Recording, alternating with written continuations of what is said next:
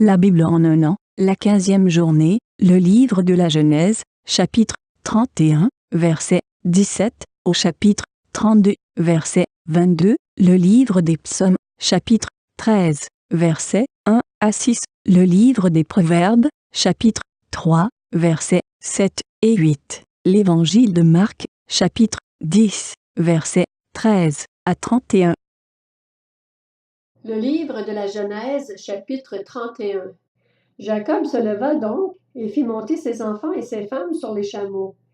Il emmena tout son troupeau et tous les biens qu'il possédait, le troupeau qui lui appartenait, dont il était devenu propriétaire à Padan-Aram, et il se rendit vers son père Isaac au pays de Canaan.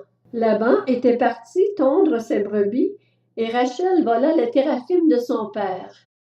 De son côté, Jacob trompa Laban, l'araméen, en ne l'avertissant pas de son départ, et s'enfuit avec tout ce qui lui appartenait. Il se leva, traversa l'Euphrate et se dirigea vers la région montagneuse de Galaad. 3 jours plus tard, on annonça à Laban que Jacob s'était enfui. Il prit ses frères avec lui, le poursuivit durant 7 jours de marche et le rattrapa dans la région montagneuse de Galaad.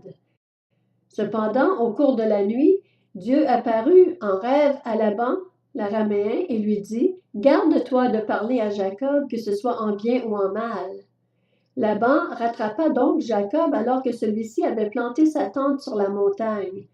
Laban planta aussi la sienne avec ses frères dans la région montagneuse de Galaad. Alors Laban dit à Jacob « Qu'as-tu fait?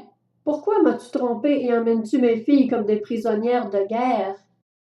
Pourquoi as-tu pris la fuite en cachette et m'as-tu trompé au lieu de m'avertir? Je t'aurais laissé partir au milieu de la joie et des chants, au son du tambourin et de la harpe. Tu ne m'as pas permis d'embrasser mes petits-enfants et mes filles. Tu t'es comporté de façon stupide. Ma main est assez forte pour vous faire du mal, mais le Dieu de votre père m'a dit hier, « Garde-toi de parler à Jacob, que ce soit en bien ou en mal. » Et maintenant que tu es parti parce que tu languissais après le foyer de ton père, pourquoi as-tu volé mes dieux? Jacob répondit à Laban, « C'est que j'avais peur. Je me suis dit que tu m'enlèverais peut-être tes filles. Quant à celui auprès duquel tu trouverais tes dieux, qu'il cesse de vivre. Devant les membres de notre parenté, reconnais ce qui t'appartient chez moi et prends-le. » Jacob ne savait pas que Rachel les avait volés. Laban entra dans la tente de Jacob, dans celle de Léa, dans celle des 2 servantes, et il ne trouva rien. Il sortit de la tente de Léa et entra dans celle de Rachel. Rachel avait pris les téraphimes, les avait mis sous le bas du chameau et s'était assise dessus. Laban fouilla toute la tente et ne trouva rien. Elle dit à son père, « Mon Seigneur, ne te fâche pas si je ne peux pas me lever devant toi, car je suis indisposée. » Il chercha les téraphimes et ne les trouva pas. Jacob se fâcha et chercha querelle à Laban. Il reprit la parole et lui dit, « Quel est mon crime? Quel est mon péché pour que tu me poursuives avec tant d'ardeur? Quand tu as fouillé toutes mes affaires, qu'as-tu trouvé des affaires de ta maison? Dépose-le ici devant nos parentés respectives et qu'elles soient juges entre nous deux.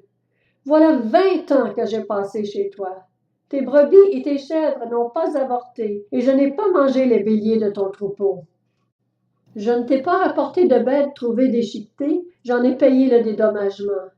Tu me demandais ce qu'on me volait de jour et ce qu'on me volait de nuit. La chaleur me dévorait pendant le jour et le froid pendant la nuit, et le sommeil fuyait mes yeux. Voilà 20 ans que j'ai passé chez toi. Je t'ai servi 14 ans pour tes 2 filles, 6 ans pour ton troupeau, et tu as changé 10 fois mon salaire. Si le Dieu de mon père, le Dieu d'Abraham, celui que craint Isaac, n'avait pas été en ma faveur, tu m'aurais maintenant renvoyé les mains vides. Dieu a vu ma peine et le travail de mes mains, et hier il a prononcé son jugement. » Laban répondit à Jacob, « Ces filles sont les miennes, ces enfants sont les miens, ce troupeau est le mien, et tout ce que tu vois m'appartient.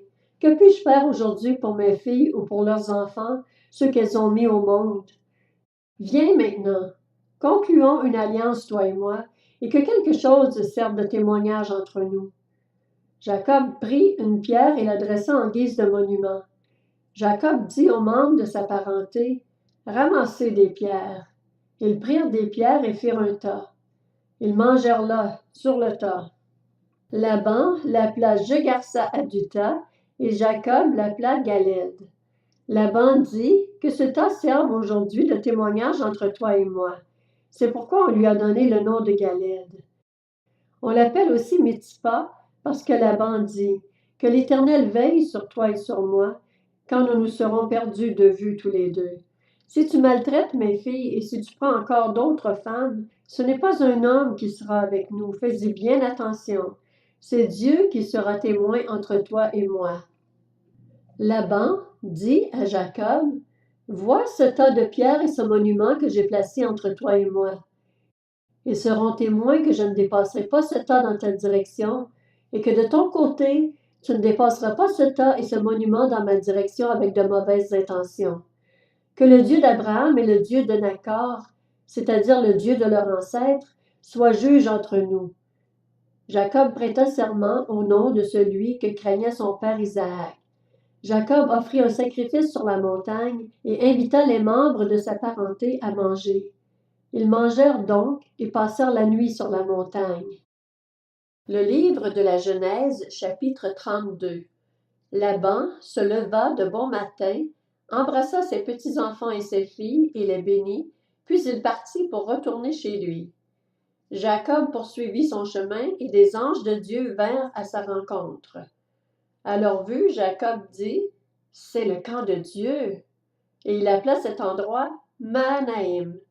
Jacob envoya devant lui des messagers à son frère Ésaü dans le pays de Séhir, dans le territoire d'Édom. Il leur donna cet ordre. « Vous transmettrez ce message à mon seigneur Ésaü. Voici ce que dit ton serviteur Jacob. J'ai séjourné chez Laban et j'y suis resté jusqu'à maintenant. J'ai des bœufs, des ânes, des brebis, des serviteurs et des servantes, et j'envoie des messagers te l'annoncer, mon seigneur, pour trouver grâce à tes yeux. » Les messagers revinrent vers Jacob en disant, « Nous sommes allés trouver ton frère Ésaü. Il marche à ta rencontre avec 400 hommes. » Jacob fut très effrayé et saisi d'angoisse. Il partagea en 2 camps ceux qui étaient avec lui, les brebis, les bœufs et les chameaux. Il se disait, « Si Ésaü attaque l'un des camps et le bat, le camp qui restera pourra se sauver. » Jacob dit, « Dieu de mon grand-père Abraham, Dieu de mon père Isaac, Éternel, toi qui m'as dit, retourne dans ton pays, dans ton lieu de naissance et je te ferai du bien. Je suis trop petit pour toutes les grâces et pour toute la fidélité dont tu as fait preuve envers moi, ton serviteur. En effet, j'ai passé ce Jourdain avec mon bâton et maintenant je peux former 2 camps. Délivre-moi de mon frère Ésaü, car j'ai peur qu'il ne vienne et ne me frappe, sans épargner ni la mère ni les enfants.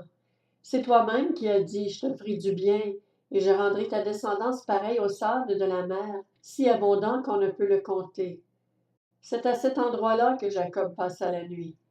Il prit dans ce qu'il avait sous la main, pour faire un cadeau à son frère Ésaü, 200 chèvres et 20 boucs, 200 brebis et 20 béliers, 30 chamelles avec leurs petits qu'elles allaitaient, 40 vaches et 10 taureaux, 20 ânesses et 10 ânes. Il les remit à ses serviteurs, troupeau par troupeau séparément, et il dit à ses serviteurs, « Passez devant moi en laissant un intervalle entre chaque troupeau. » Il donna cet ordre au premier. « Quand mon frère Ésaü te rencontrera et te demandera, « À qui es-tu? Où vas-tu? À qui appartient ce troupeau devant toi? » Tu répondras, « À ton serviteur Jacob, c'est un cadeau envoyé à mon seigneur Ésaü. Le voici qui vient lui-même derrière nous. » Il donna le même ordre au 2e, au 3e et à tous ceux qui suivaient les troupeaux. C'est ce message que vous transmettrez à mon seigneur Ésaü quand vous le rencontrerez. Vous annoncerez aussi, ton serviteur Jacob vient derrière nous. Il se disait, en effet, je l'apaiserai par ce cadeau qui me précède. Ensuite, je le verrai en face et peut-être m'accueillera-t-il favorablement. Le cadeau passa devant lui et il resta cette nuit-là dans le camp. Le livre des Psaumes, chapitre 13. Au chef de chœur, psaume de David. Jusqu'à quand, Éternel, m'oublieras-tu sans cesse? Jusqu'à quand me cacheras-tu ton visage? Jusqu'à quand aurai-je des soucis dans mon âme et chaque jour des chagrins dans mon cœur? Jusqu'à quand mon ennemi s'attaquera-t-il à moi? Regarde, réponds-moi, Éternel mon Dieu. Donne la lumière à mes yeux afin que je ne m'endorme pas du sommeil de la mort. En effet, mon ennemi pourrait dire je l'ai vaincu, et mes adversaires se réjouir en me voyant ébranlé. Moi, j'ai confiance en ta bonté. J'ai de la joie dans le cœur à cause de ton salut.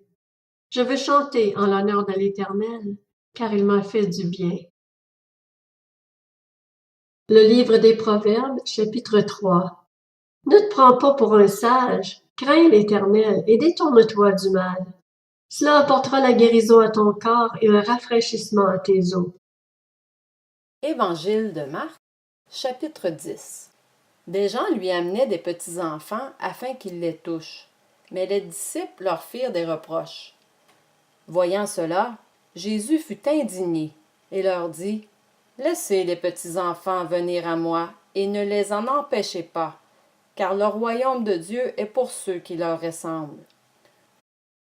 Je vous le dis en vérité, celui qui n'accueille pas le royaume de Dieu comme un petit enfant n'y entrera pas. » Puis il les prit dans ses bras et les bénit en posant les mains sur eux.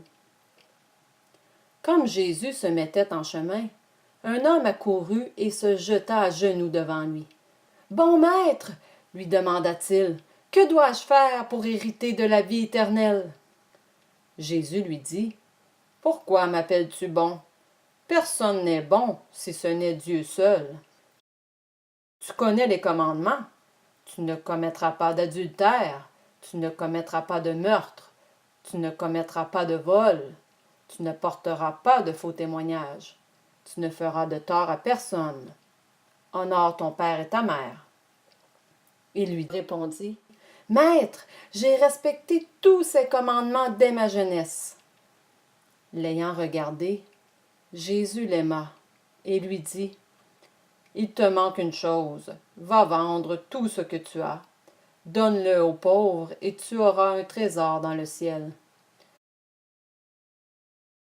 Puis viens, charge-toi de la croix et suis-moi. » Mais l'homme s'assombrit à cette parole et s'en alla tout triste, car il avait de grands biens. Regardant autour de lui, Jésus dit à ses disciples, « Qu'il est difficile à ceux qui ont des richesses d'entrer dans le royaume de Dieu. » Les disciples furent effrayés de ce que Jésus parlait ainsi. Il reprit, « Mes enfants, qu'il est difficile à ceux qui se confient dans les richesses d'entrer dans le royaume de Dieu. Il est plus facile à un chameau de passer par un trou d'aiguille qu'à un riche d'entrer dans le royaume de Dieu. » Les disciples furent encore plus étonnés et se dirent les uns aux autres, « Qui donc peut être sauvé? » Jésus les regarda et dit, « Aux hommes cela est impossible, mais non à Dieu, car tout est possible à Dieu. » Alors Pierre lui dit, « Nous avons tout quitté et nous t'avons suivi. » Jésus répondit, « Je vous le dis en vérité, personne n'aura quitté à cause de moi et à cause de la bonne nouvelle sa maison, ou ses frères, ses sœurs, sa mère, son père, sa femme, ses enfants ou ses terres, sans recevoir au centuple dans le temps présent des maisons, des frères, des sœurs, des mères, des enfants et des terres, avec des persécutions, et dans le monde à venir, la vie éternelle. Bien des premiers seront les derniers, et bien des derniers seront les premiers.